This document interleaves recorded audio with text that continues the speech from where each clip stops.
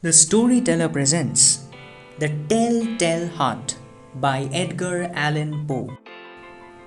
Edgar Allan Poe, born January 19, 1809 in Boston, Massachusetts, US, was an American short story writer, poet, critic, and editor. Edgar Allan Poe's tales of mystery and horror initiated the modern detective story, and the atmosphere in his tales of horror is unrivaled in American fiction. He is the Raven in 1845, numbers among the best known poems in national literature. The Telltale Heart by Edgar Allan Poe. It's true. Yes, I have been ill. Very ill. But why do you say that I have lost control of my mind? Why do you say that I am mad? Can you not see that I have full control of my mind? Is it not clear that I am not mad? Indeed, the illness only made my mind, my feelings, my senses stronger, more powerful. My sense of hearing especially became more powerful. I could hear sounds I had never heard before. I heard sounds from heaven and I heard sounds from hell. Listen, listen, and I will tell you how it happened. You will see, you will hear how healthy my mind is. It is impossible to say how the idea first entered my mind. There was no reason for what I did. I did not hate the old man. I even loved him. He had never hurt me.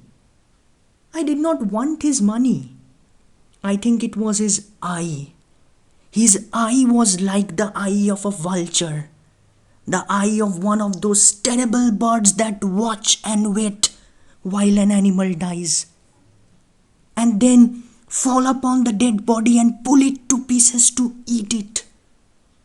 When the old man looked at me with his vulture eye, a cold feeling went up and down my back. Even my blood became cold. And so, I finally decided I had to kill the old man and close that eye forever. So you think that I am mad? A madman cannot plan. But you should have seen me during all of that week. I was as friendly to the old man as I could, and warm and loving. Every night about 12 o'clock, I slowly opened his door. And when the door was opened wide enough, I put my hand in and then my head. In my hand I held a light covered over with a cloth so that no light showed. And I stood there quietly. Then carefully I lifted the cloth just a little so that a single thin small light fell across that eye. For 7 nights I did this. 7 long nights. Every night at midnight. Always the eye was closed. So it was impossible for me to do the work. For it was not the old man I felt I had to kill. It was the eye. His evil eye. And every morning I went to his room, and with a warm, friendly voice I asked how he had slept. He could not guess that every night just at 12 I looked in at him as he slept. The 8th night I was more than usually careful. As I opened the door, the hands of a clock moved more quickly than did my hand. Never before had I felt so strongly my own power. I was now sure of success.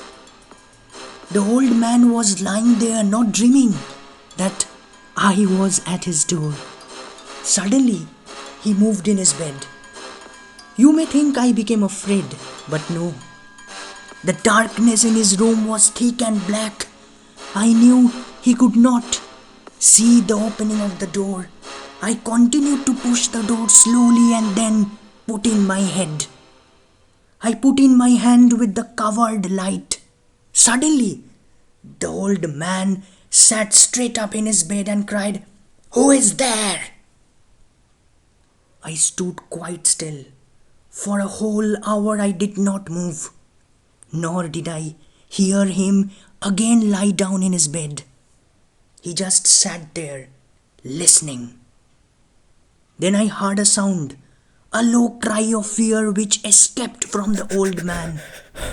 Now I knew that he was sitting up in his bed, filled with fear. I knew that he knew that I was there. He did not see me there. He could not hear me there. He felt me there. No, he knew that death was standing there.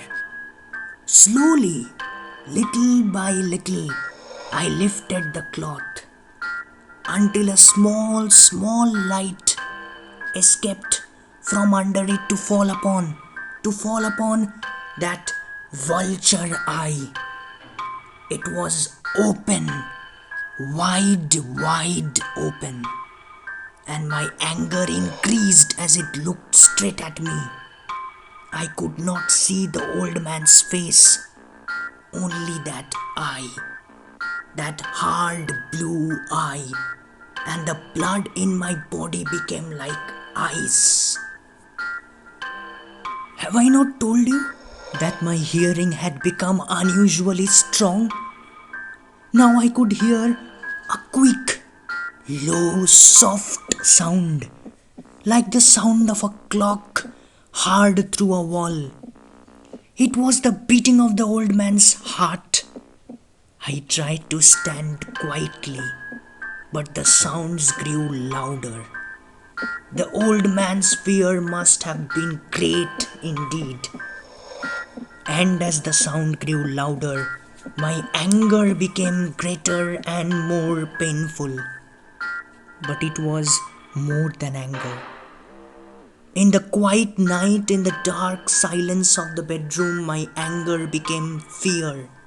For the heart was beating so loudly that I was sure someone must hear. The time had come. I rushed into the room crying, "Die, die!" The old man gave a loud cry of fear as I fell upon him and held the bed covers tightly over his head. Still the heart was beating, but I smiled as I felt the success was near. For many minutes that heart continued to beat, but at last the beating stopped. The old man was dead.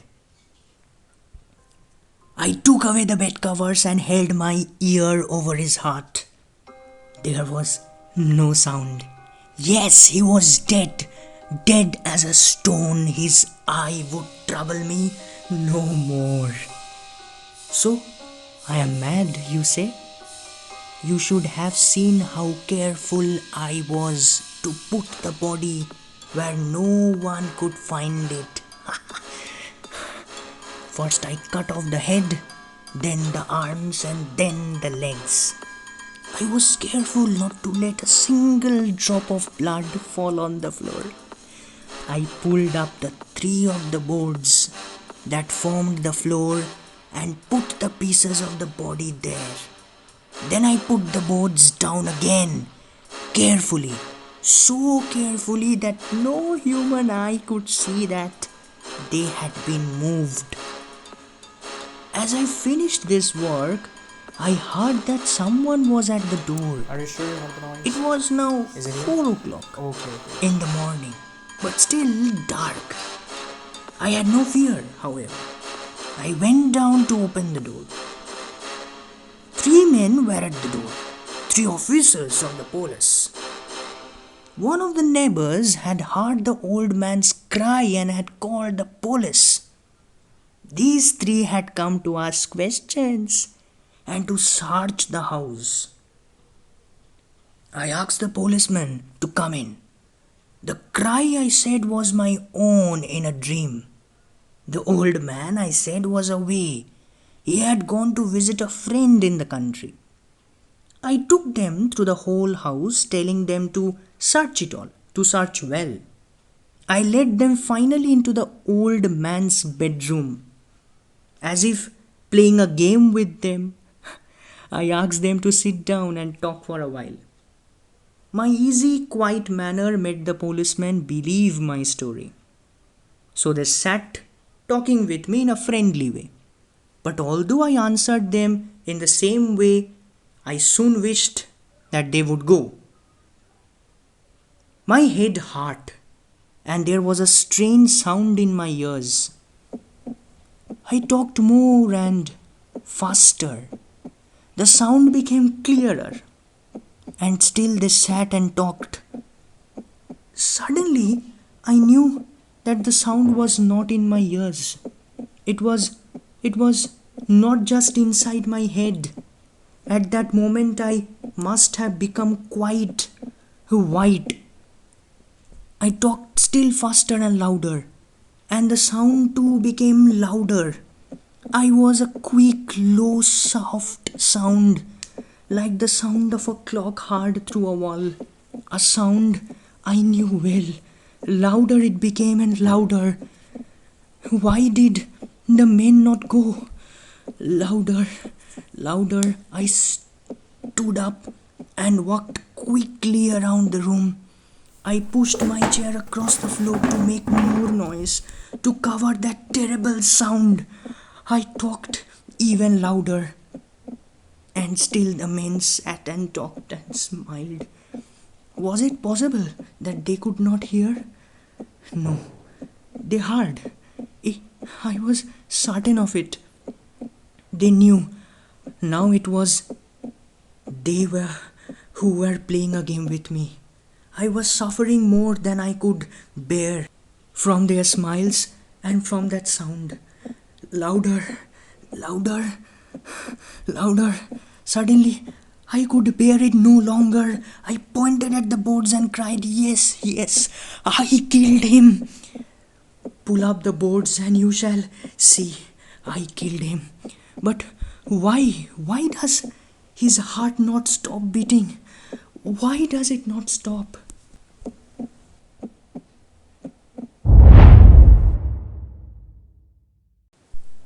If you like the audio presentation, press the like button, share the video, and do not forget to subscribe the channel.